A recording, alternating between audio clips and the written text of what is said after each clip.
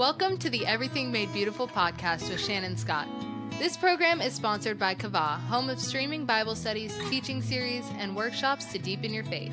Check them out at Kava, QAVA.tv. And now, on with the show.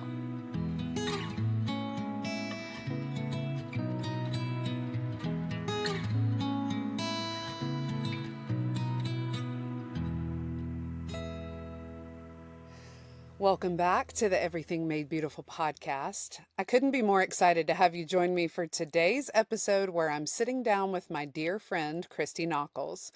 Christy is a woman whose voice and heart have deeply impacted lives around the world.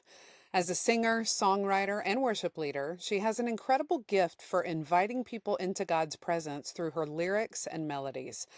Many of you may remember her as part of the beloved duo Watermark alongside her husband Nathan, or from leading worship at Passion Conferences where her powerful worship style helped shape a generation. Christy's heart for worship and her commitment to walking alongside others in faith truly sets her apart. But it's my friendship with her that I've enjoyed most over the years, and that's saying a lot because her music is second to none. I've found in Christy a friend that sticks closer than a brother and who has the ability to bring grace, clarity, and a solid dose of humor to any situation we find ourselves in. I'll never get over the gift she's been to me in some incredibly pivotal seasons. Beyond her music and her friendships, Christy is also a devoted wife and mother of 3 kids, Noah, Eliana, and Annie. She and Nathan, himself an artist and world-class producer, live outside of Nashville in a home filled with music, love, and faith. In today's episode, we'll explore her journey, her inspiration, and how family life has shaped her ministry.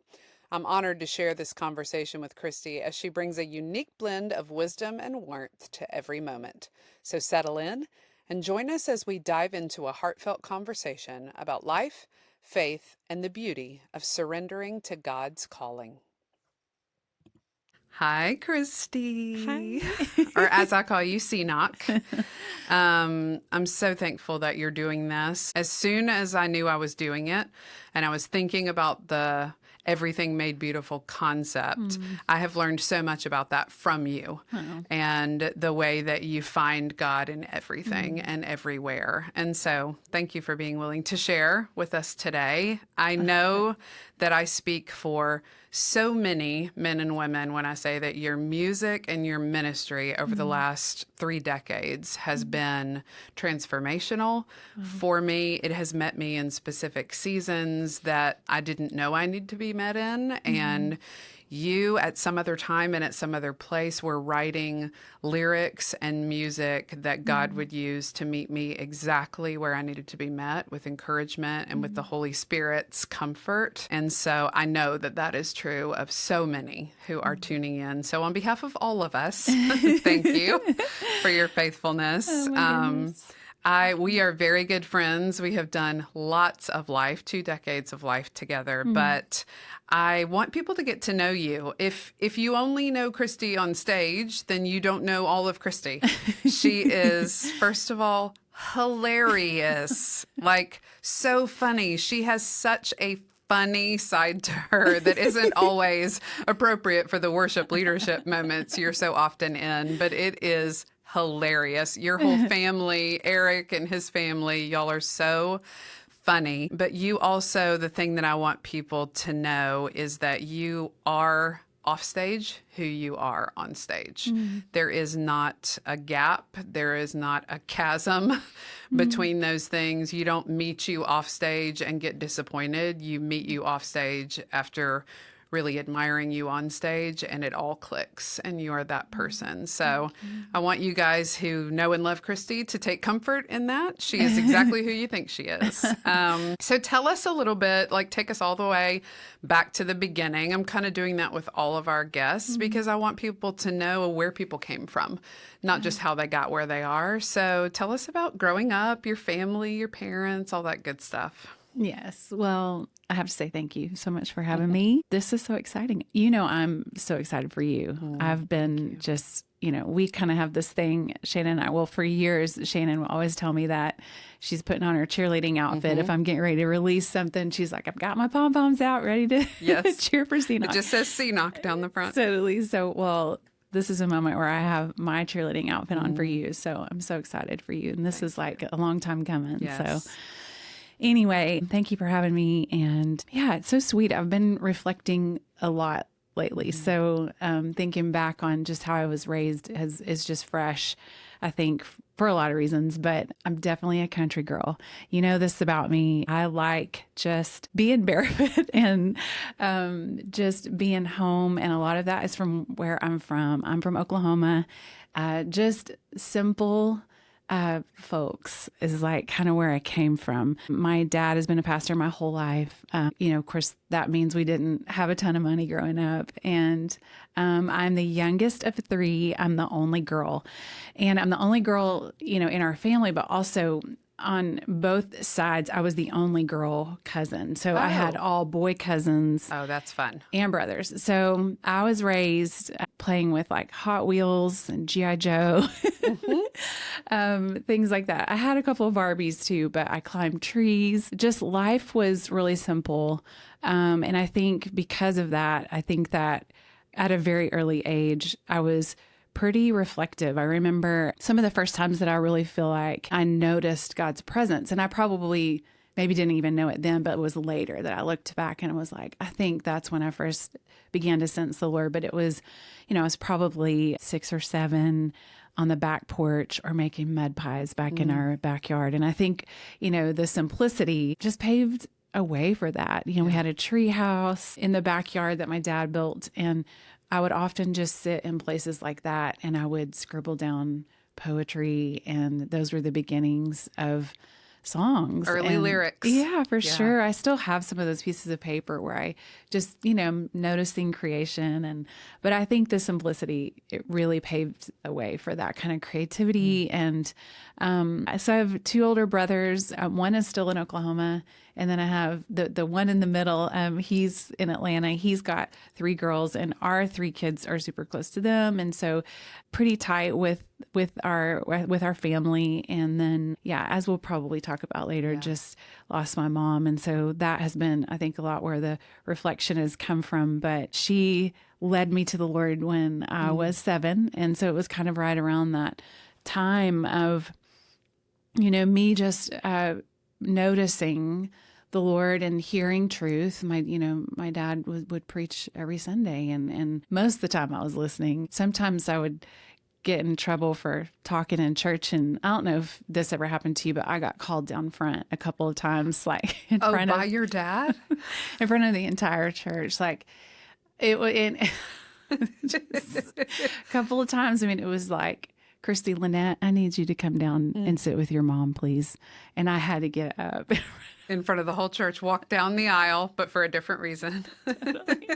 I will say, I know your dad, and that would have been very intimidating. So scary.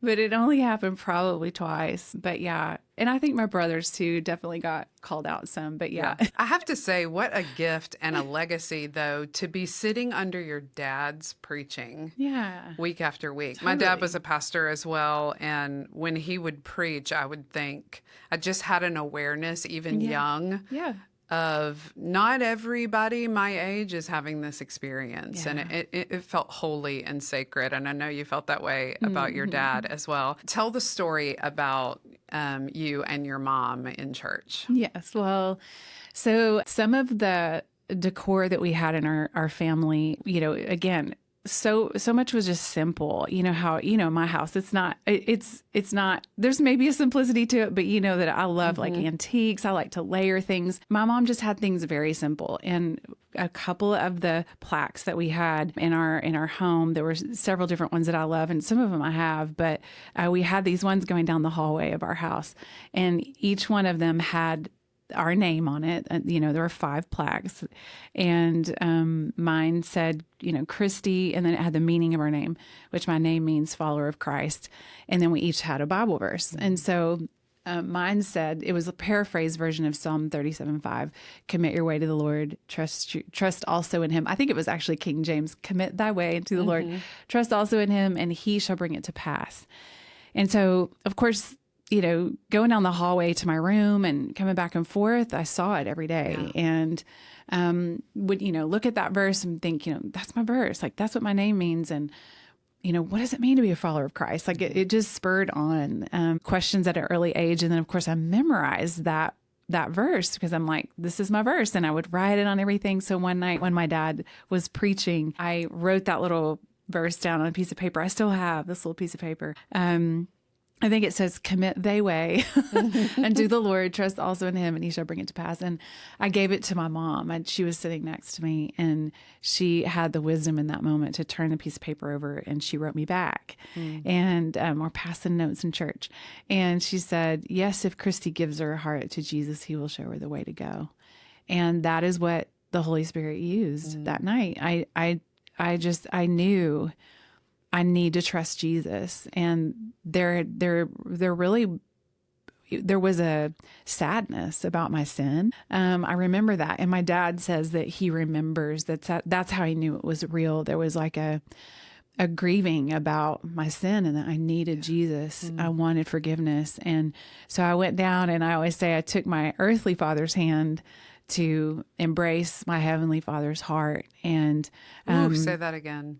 I took my earthly father's hand that night to embrace my heavenly Father's heart for me, who's Jesus. And and so often I say, it's just so sweet, how as parents, our kids, we have like the privilege of speaking into their lives, and often they take our word for it before they know how to take God's word for it. Yeah. So it's like, what a privilege, that my mom was able to teach me truth that night. And I took her word for it, in the moment, until I could I was like, oh, I'm going to take his word for it. I'm going to trust him. And I always talk about that as mothers, what a privilege that is to be able to speak truth over our kids like that. But So, and it makes me think, so as parents, what are our kids taking our word for? And are we giving them the right things to take our word for? Because you're right, for so much of childhood, there's just this assumption that your parents know what they're doing and know what's right and know what's true. That's right. And so you take their word for it. And so, what are we showing our kids? What are your kids taking your word for? It's a great question. So when did you know in this childhood that music was what God had specifically given you, like along with words, along with, like you said, the poetry? When did you know that it was music? Probably, I started singing not long after that night. And my dad had me sing probably once every 3 months on the stage. And it was one of those things where it would scare me, and I kind of dreaded it, but at the same time, like, I knew I was supposed to. I was even thinking about it on the way here. I still don't know if that was just the Holy Spirit, or if that was how he wired me, but it was like, it frightened me, but it was like, I just knew I just would do that scared, but I didn't feel forced by anyone. I didn't feel like, oh, this is what, I'm supposed to do right now. But it was like, I'm supposed to do this right now, deep within me. And so I think it was more probably towards high school.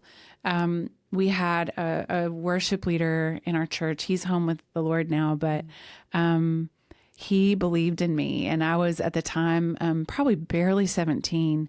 And he started asking me to lead worship on Sunday mornings at their church. And then on Sunday night, sometimes in front of a 200 voice choir, we were doing like Brooklyn Tab songs. And I was the lead, and I'm 17. Yeah. And so I remember him just like pouring into me and just saying to my face, you are made for this. You're gifted in this. And like, don't let anyone look down upon you because you're young. Like, you can carry this moment. And so I think it was really in high school because of him, just the importance of having those leaders who will look at you and just say like, you need to be doing this. Like, this is part of what you're supposed to do. And so yeah, it was probably early on, but then like for real, probably high school. I didn't know what it was going to look like.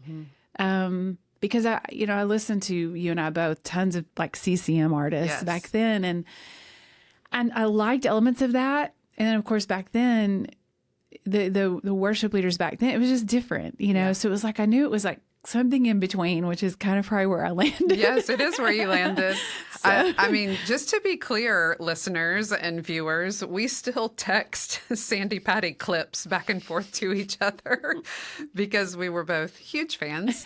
But I love what you said, and I want to go back to it because I think it will be encouraging for people who are watching or listening, which is you were afraid, but you knew that you were supposed to do it. And so the knowing kept you from running in fear. And so you just do it afraid and trust the Lord. And so if you have something that you are afraid of, but you kind of know that you know, do it. Yeah. Like, do it because the Lord has you. That's the commit your way to the Lord part of that scripture that Christy was talking about. But also how important it was for someone further down the road than you to be speaking life into you and seeing your gifts. And so for any of us who are doing anything we feel like God's made us for, along the way, there have absolutely been people who have given voice and affirmation and encouragement to those gifts. But I would also say it's a good reminder to me as a 40-something-year-old and you as a 40-something-year-old, who are we seeing coming behind us that we can be saying, hey, I see this in you. Yeah. Lean into this. Or I see this in you. Hey, come this way, not that way. Yeah. And for you who are watching, who do you have coming behind you in your field or your area of expertise? Or maybe not even that. God's just given you eyes to see something in someone. Do use your words for that, because all of that is confirmation along a path that we're always trying to discern. What does God want us to do? And those things are confirmation of that. And so I'm grateful that people spoke into you and that you did it even afraid. Yeah.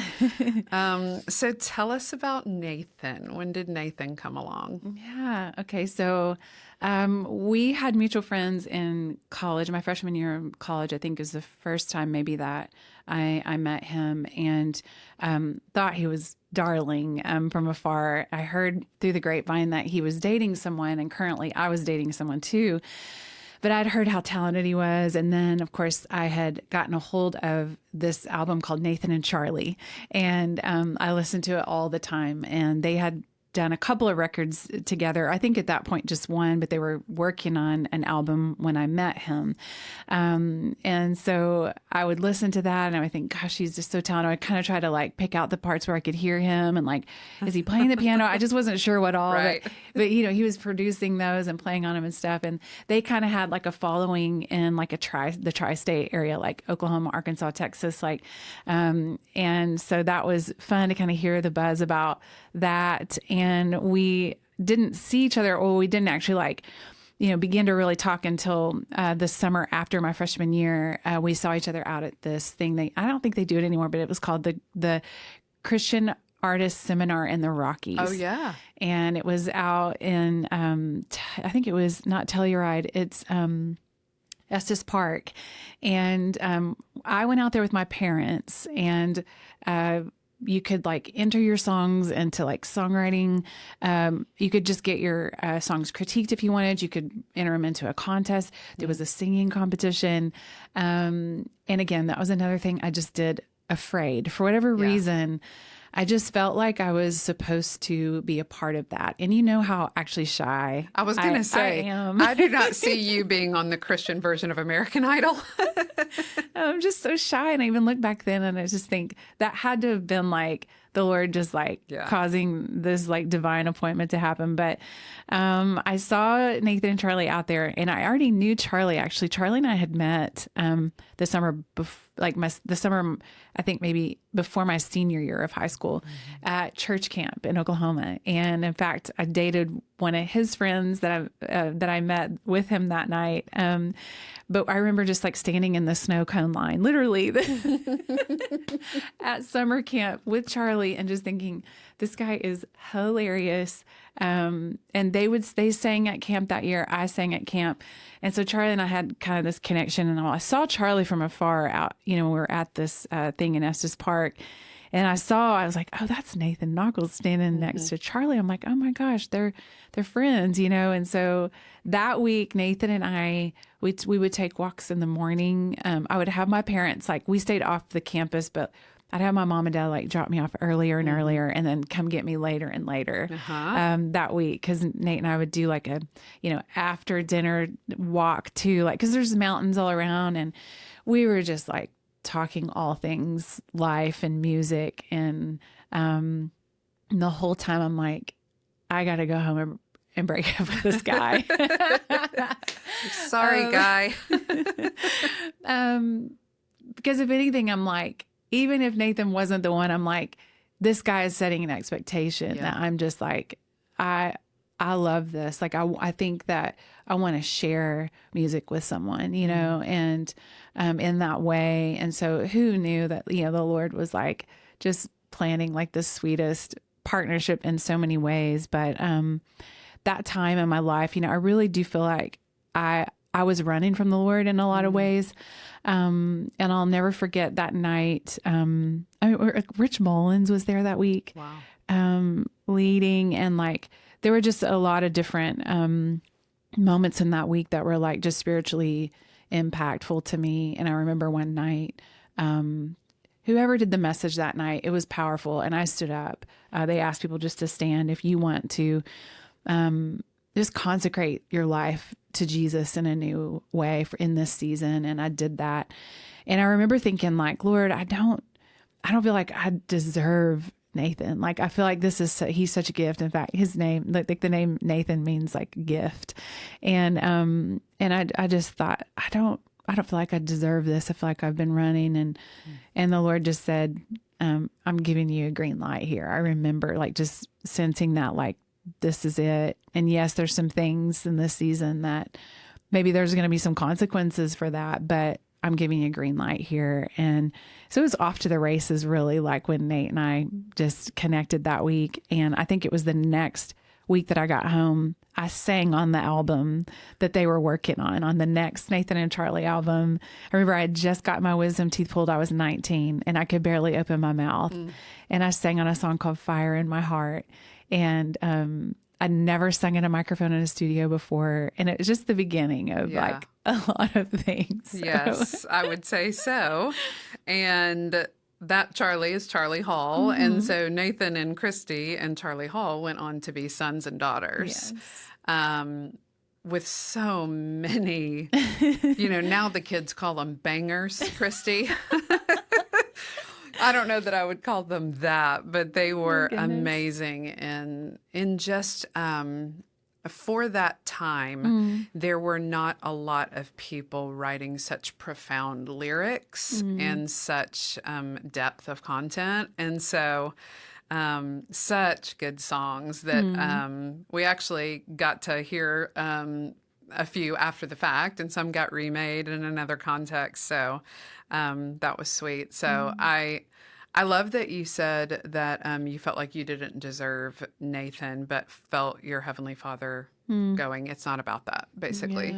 I think a lot of us can relate to maybe feeling undeserving of the gifts that God gives us, but He does not look at us in a deserve or not deserve context. He looks at us as beloved children, and He loves to give good gifts. So you and Nathan were off to the races and had a really sweet career with Charlie doing Sons and Daughters. And then along came the opportunity for Watermark, which may be where a lot of people kind of jump into the story and first knew of you. And so you and Nathan formed Watermark and were signed to Michael W. Smith's label, Rocket Town here in Nashville. So tell us a little bit about that season. Yeah, well, it's fun because I've revisited this a lot lately too. But yeah, just kind of the time frame between Sons and Daughters and Watermark was so like a bloom where you're planted moment, because when we first found out that Michael was starting a label, I had read it in a CCM magazine actually, and it was in our first apartment. It was right when we just got married. And I showed Nathan, and I was like, "Do you see this? Like, he's starting a label." And of course, we were raised, both of you, we were raised on his music, and we just thought, "Oh wow, this is incredible," But instead of let's try to figure out how to move to Nashville and kind of just bust it and figure it out. Which is what a lot of people do at that age. Especially in this city. Yeah, that's kind of the norm. But I'm so thankful that the Lord just gave us discernment and wisdom in the moment to just wait, because the entry point to that label and Watermark is just such a sweet God story. And it's such a testament that his way and his timing is perfect. And sometimes it's like, sometimes you might even know it's a yes, but it's not yet. Ooh, and that's so good. There's such nuance too of like just walking with him and waiting on him. And so it was a little bit of like, it's actually a story that, often when young people ask, like, how did you get started? We'll start telling the story and they're like, they like just start yawning because they're just like, it's not like the exciting story that they want to hear. But yeah, it was really just through waiting on the Lord. And at the time Nathan was finishing his actual degree, it took him like 7 years because we were, doing church camps and traveling. And even in the fall, we were like doing a lot of traveling in a van and leading worship places. It took Nathan a long time to finish. I was teaching preschool at the time. And so, but really the way that it all kind of fell was just that we were invited to come lead at this Bible study called Metro Bible Study in Houston.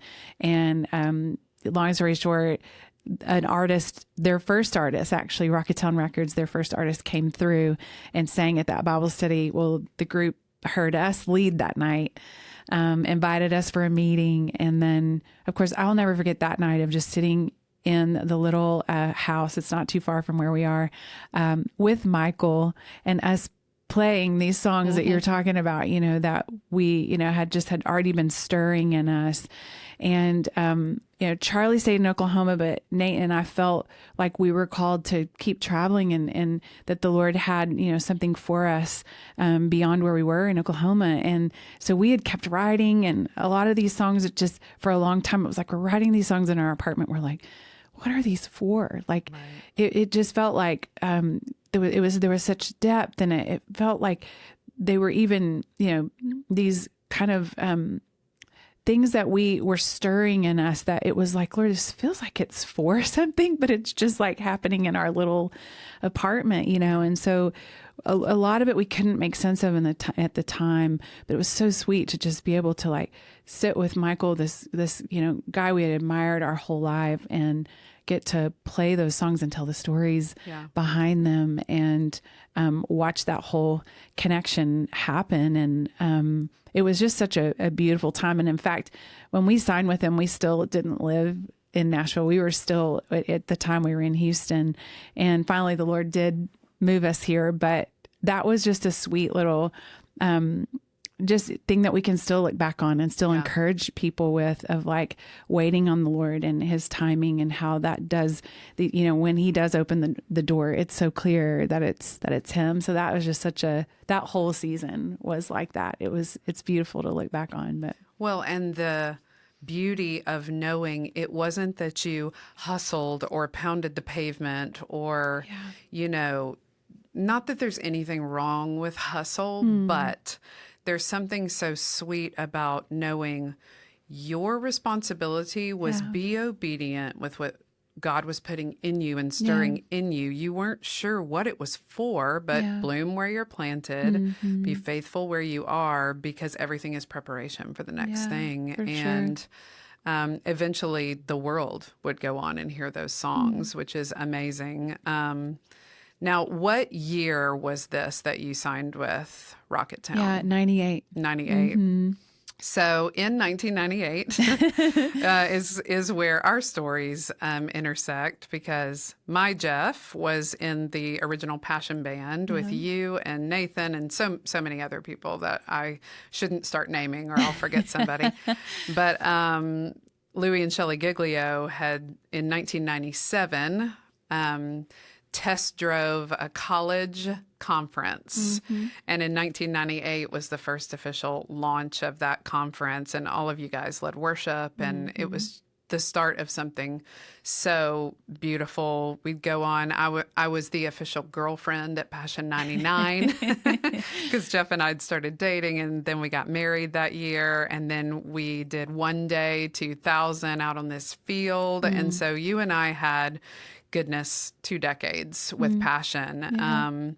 And that is really where you went from, we're kind of writing these songs in our living room and we're not sure what they're for, to now we're starting to see what God's going to do in a generation through a move of him, through the obedience of Louie and Shelley, and the willingness to create space for God to move. I think that's, when I think back to those early days, what was so impactful about Passion. But you had the interesting female perspective on it all. You were one of very few female vocalists at Passion, and you were able to carry some really, really transformational songs that we're still singing, that people are still singing. I would just love to know, like, the difference between what you were traveling around in a van with you and Nathan and Charlie and doing camps, versus now we're standing in arenas and there's 60,000 college students going hard after the face of God. What was that like? I mean, it's a little bit surreal, but speaking of someone who's generally shy and you don't self-promote and you're not big and expressive in that sense, God gave you some really pivotal things to carry in that season. Yeah. I can't help not say, like, I remember talking about writing those songs in our little apartment. I'll never forget one afternoon, Nathan was just playing something on the piano. It was just an instrumental type thing. And I remember shutting my eyes. I think I was on my knees because I was praying through. It was actually the song Holy Roar. And it wasn't really named Holy Roar yet, but he was playing the intro for that. And I saw, I was a little Baptist girl at the time. Like I visions weren't like something that wasn't something we did. It wasn't normal to me then. But looking back, it was like God gave me a vision. Like I will never forget. I was on my knees and I saw a stadium full of young people just making like a holy roar, like a roar. And I just started weeping, and Nathan didn't even know I was on my knees. He turned around and looked, he was like, "Are you okay?" And I was just like, just tears streaming down my face, because as you and I both know, I mean, back then that had never occurred. No. There were no stadiums filled with young people, worshiping the living God. I believe it was like the Lord gave me a deposit in my heart in those early years of what those songs really were for. And so again, I think just standing in that moment, it was just like when I was little. It was like, some of it was do it afraid. I've never done this before. I don't know that I've thought about this a lot lately because people have asked me, but just, I don't know if I so much thought I'm the only woman doing this or one of few. That really didn't occur to me. It was more just, I think it was so new to all of us that we, like, what was stirring in our hearts at the time wasn't, oh, it's going to be this new genre of music. It was like revival and renewal. I mean, that is what we were hungry and thirsty for. And so it wasn't, oh, wow, I'm getting to be one of the first women to do this. It was just like, God, what are you doing? Like, oh my goodness, like, we're so humbled to get to be a part of what you're doing. Yes. And so I think that was what was so incredible to us. And that was the prayer. It was like, Lord,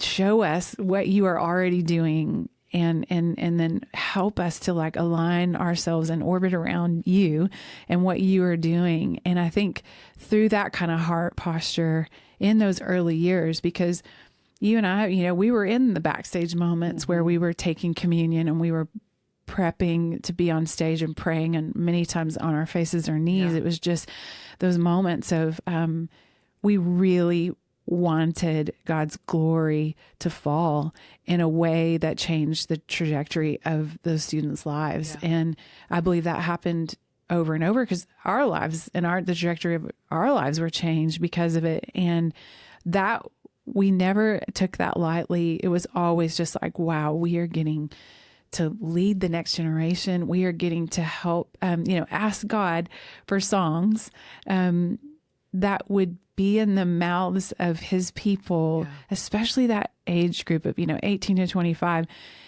and just how life-changing it can be. Like the right song in the right mouth, I really believe can change the world. And we were able to just be vessels of that happening year after year. And we still to this day, it was just such an honor and a privilege to get to be a part of that. I mean, obviously passion is still going strong, but it is rare that you get to be on the front end of something so dynamic and transformational in a generation. And we got to do that. And I think there is not much about my life that isn't impacted because of that season. And like I said, that would be a 2-decade-long season. So along in there, we also got Noah and Ellie and Annie Rose. You and I have 3 kids, and we have 3 kids the same ages.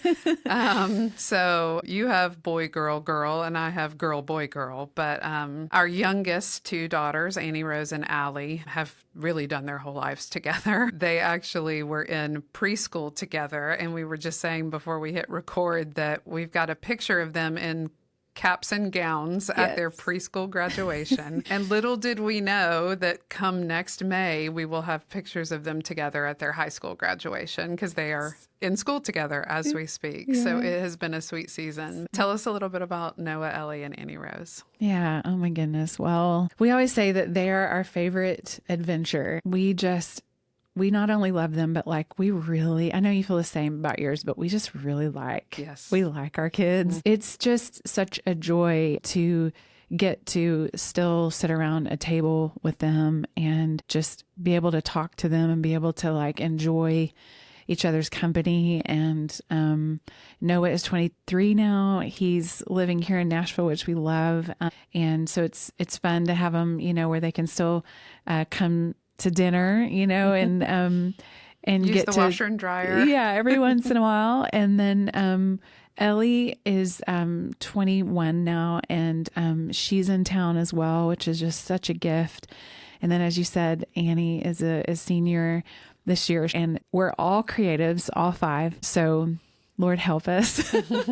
I think, often our kids will say, they're like, like we're weird, right? Like our family's weird. And we're like, what? And then, the more I've just that they have friends and they go to their friends' houses and, or they're dating someone and they go to their house, and it's like, I think we really are kind of weird, but we are very quiet. Our house is just, it's quiet. Very quiet, very peaceful. But we love loud people. I mean, we're not looking for everyone to, just be like us. We like loud people and we enjoy that as well. But we laugh a lot of just how similar we all are in a lot of ways. And just, so Noah's in full-time music. Eliana paints like she's 70. I say that just because of her skill. Yeah. Like she paints like she's been doing it that long. Like she's just so beyond gifted. She creates, right now she's working for us too. She does graphic design, and she just created this thing even for Nathan. My husband has a new instrumental project coming out, and she just, whipped together some comps, and we were just like, they're stunning. Yes. And then, Annie Rose, she's just kind of a mix of all of it. Like she has this voice. Oh my goodness. So beautiful. Can play and sing. And,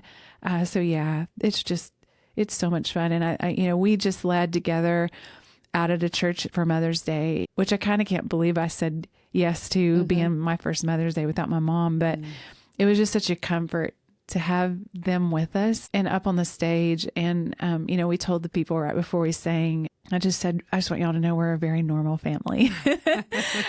We have to have hard conversations. We still have teachable moments. But what I did say was that we are genuinely having conversations where we are looking to Jesus together. Yeah. Like, it's like, okay, we've talked about that. That's hard. Okay, let's look to Jesus together. And that is very precious to have that. So good. Yeah. I want to take you back to 2008. Okay. So you were on tour with Chris Tomlin at the time. Yeah. And you decided to just blog during the tour. You and I had known each other, like I said, in the backstage moments and the we're all here at Passion together moments. But Jeff and I were living in California at the time, and I was still working for Passion, doing registration for all the conferences, but I was a young mom and I had littles, and obviously your kids were the same age. And so you were out on tour and you decided to blog. And so each night you'd come back to the bus and you'd just blog about the day and say something profound. And I would just sit in front of my laptop crying, and Jeff's like, what is happening to my life? And I just was like, I've just never heard somebody like put language around this season, but the tensions of it and the push and the pull.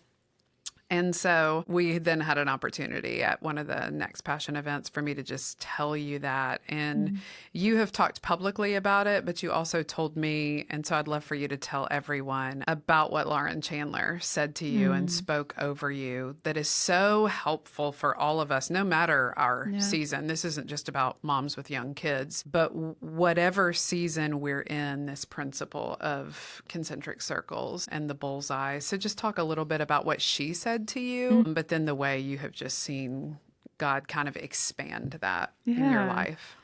Yeah. Well, again, I mean, it's kind of funny. It's just two Baptist girls with like a vision that we didn't really know what to do with. But like I had led one night in Texas, and she came up to me afterwards and she was like, you're going to think I'm really weird, because we didn't know each other that well. This was like when it was, 20 years ago probably. And she said, but I'm being obedient right now. But she was like, as you were leading, every time I shut my eyes, she said, I saw a bullseye in concentric circles.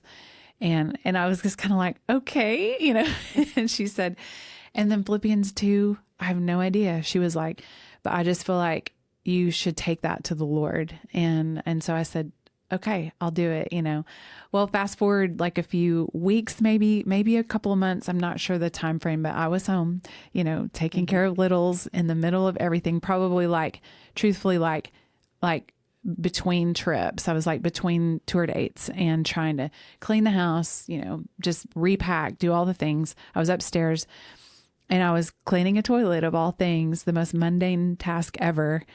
And I don't know how to explain it, but I sense that the Lord was just there. I mean, with me. He's always with us, but it was more than ever. And I just had this ache. I'll never forget in that moment. It was just like, I want to come home.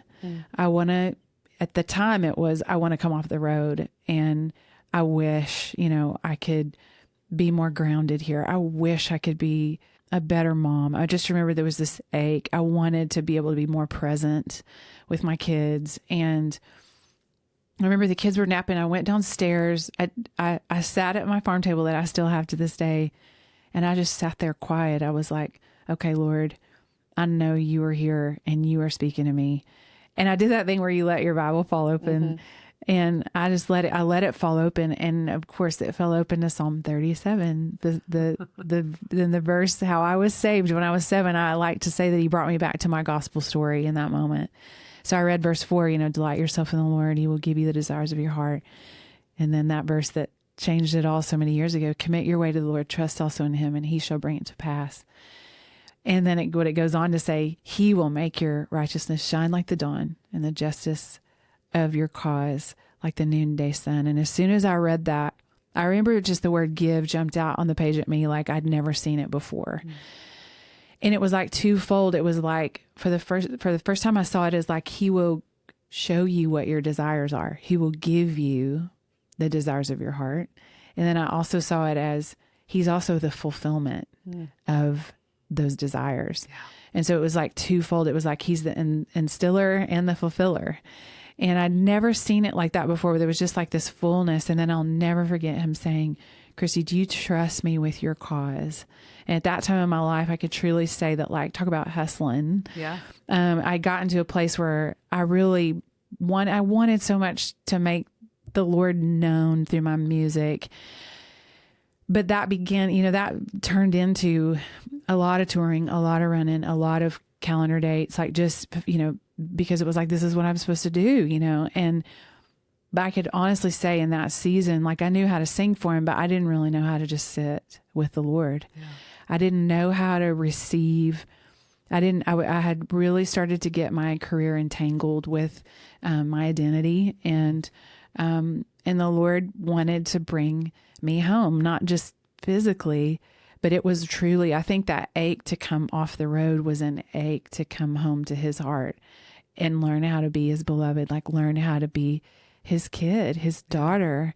And so it was this beautiful moment. And I remember just sitting there, and he said, Christy, just hit the bullseye. And he was like, if you just hit the bullseye with me. And I really do believe if I could just say, there's a lot of words I could put there, but if it's just abide, just come abide. If you hit the bullseye with me, I will take care of all the outer rings of your life, and I will show you my glory. And I'll never forget just like being stunned and sitting there with him. And of course, like, I wrote about this. I ended up writing about it a lot of years later. And what I love about the book really is it's called The Life You Long For, Learning to Live from a Heart of Rest. And what I love about it and what I loved about writing it is that it's really a reflection of how he did just that, of how when I chose the bullseye, who is him really, and just to abide in him, the book is really all the ways that he really did show up in the outer rings of my life in ways that, like, of course he's showing up in the bullseye, but I mean, I'm telling you, like, he orchestrated things that I could have never even, I wasn't dreaming big enough. I found that out. And then just watching him open doors and show up in those places in ways that I never could have arranged for myself.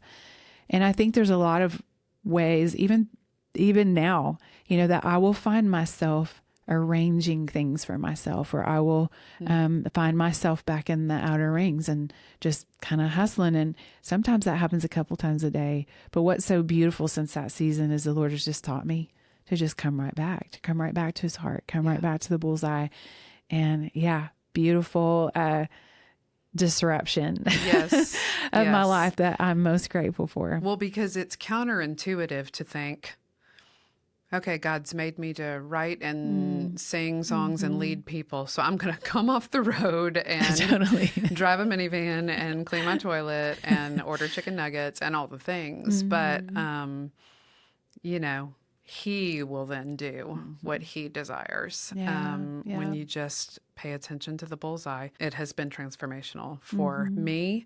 You guys want to get Christy's book, it will be in the show notes for sure, because she does a beautiful job of just walking you through what it looks like to find the glorious in the mundane of life. She's got a podcast, The Glorious in the Mundane. You should listen to every episode. Her singing voice and her speaking voice will soothe your soul. And of course, all of the music that she and Nathan and Passion and Sons and Daughters and Charlie Hall have done over the years. It's all worth your time. As we get to the end, I'd just love to talk about your sweet mama. Ooh, I love her. I've lost my dad, as you know, and so anytime you lose a parent, everything about your life is marked and different going forward from there. Nothing is ever the same again, but, the title of the podcast is Everything Made Beautiful, and I know that you have seen ways that God is making what was so hard in losing your mom to cancer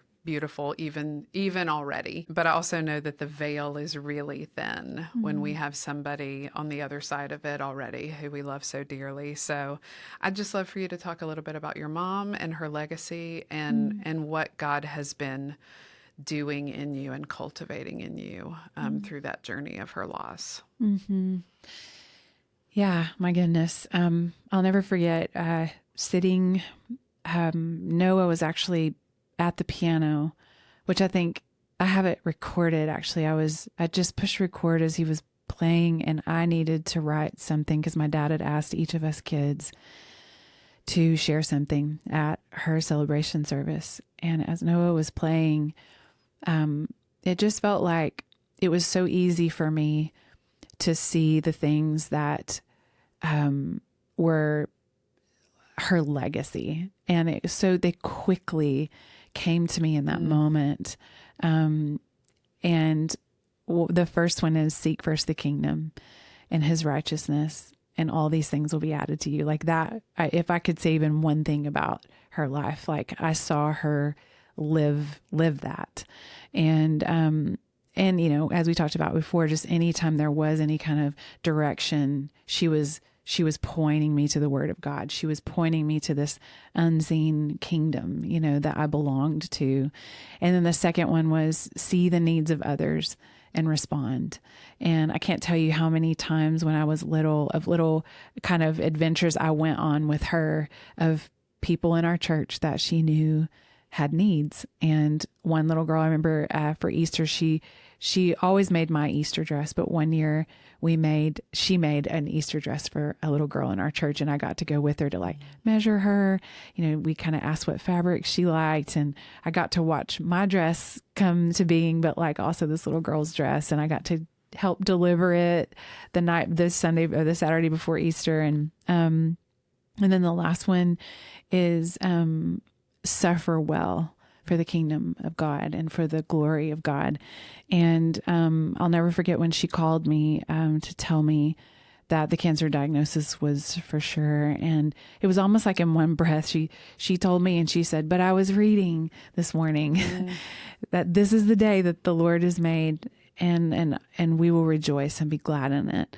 And she began to say, you know, it's not talking about yesterday. It's not talking about tomorrow. It's talking about today. And she said, that includes this day. And God knew all those years ago, even before I was born, like the day. She's like, all my days are numbered. He is my portion. I know that he loves me. I'm in his hands. Like she was just preaching to me on the phone. And I watched her carry that out through her entire, battle, and watched her worship till the very last day. I watched her rejoice and be glad. Yeah. There were so many times where she could have complained, and I never saw it. And it was beautiful to watch someone, and what a precious legacy to suffer well. Yeah, there's a holiness to suffering well. My dad was exactly the same. I never saw a minute of complaint. Parkinson's and all of its things are brutal. But he never complained. But I got a little mouthy about it, I will confess. Totally. Yes, same. But I remember saying, just my frustrations at God choosing this way with my dad. And he said, Shannon, if this is how God has ordained that he gets the most glory from my life, then so be it. Yeah. And I never said another complaining word, because what an example. Yeah, it's incredible. And your mom was the same way. I can't remember what we were doing at your house or why we were all there. Maybe something from Molly. I'm not sure. But she came up to me, and, she was, so much shorter than me, and just tucked right in the hug. And she said, Christy just loves you. And I said, I just love her, and I just love you. But I know I'm so grateful that she is healed and whole and rejoicing. And Christy McClellan was on the podcast and talking about losing her dad. And she said, we're closer to them. We're not further now. We're closer to them because we will see them soon. And so everything is heading toward them. They're not behind us, which I thought was sweet. And I've just been mulling that. Thank you for sharing about your mom. I honor her, and I honor you and the way that you honor her so well. So I'm grateful for her legacy in you as well. And so now you've decided to release a record. And so, why not? And so the great thing about this record is it's kind of a throwback of the classics. So a lot that we've talked about from the various seasons at Passion and even before that. What made you want to kind of go back and revisit all the sweet things that God has done musically with you and Nathan? Yeah, well, it's funny. A lot of our friends are this is happening in a lot of people's lives right now as songwriters, is that we're all getting reflective. And I think it's because, movements, I think, have like an arc. And I think we really are seeing, I think there's a new sound coming. I think that there is just all of that place of like that longing for renewal and revival. I know that is happening again in hearts and especially songwriters. And it's beautiful to think like what even is coming. And I think there's like a new sound that happens with that longing, and that makes me excited. But I think even for us, we know that there's new music coming, but there's something so precious about pausing. Yeah. And I think coming around it with gratitude of what all, like, look how you've led us this far, Lord. Like, it's this Ebenezer moment for us. We started having this idea stirring before my mom even got sick this last time. And so, she was doing really well. And we had even thought like, we'd want my mom and dad to be there. Yeah. We wanted to do like a live, actually like a community kind of a thing where we all come together. We do this live record. Well, of course that didn't happen, and the Lord had other plans. But we still decided to move forward with just pulling together some of the songs that meant the most to us. And, we've been doing this long enough where we've already done some of these records. I mean, we've already, like for the Watermark record, we've already done a record that like reflected on 5 albums as Watermark. But so it was sweet to just kind of pick some. There was one like Lord, I Need You that I'd never recorded, but I wrote on. And so it was fun to just commemorate things like that. And even had, Chris Tomlin come lead with me, Matt Marr, and then Stephanie Gretzinger, and had some just, fellow worship leaders, friends just come join us. And it's just been beautiful. Like I said, when I first sat down, it's just a time of reflection, especially with losing my mom. And it's been a beautiful pause before the new comes. And it's also been sweet to hear the stories of how these songs met people a long time ago, and how they're meeting people now. And then even that they're new to some people. One of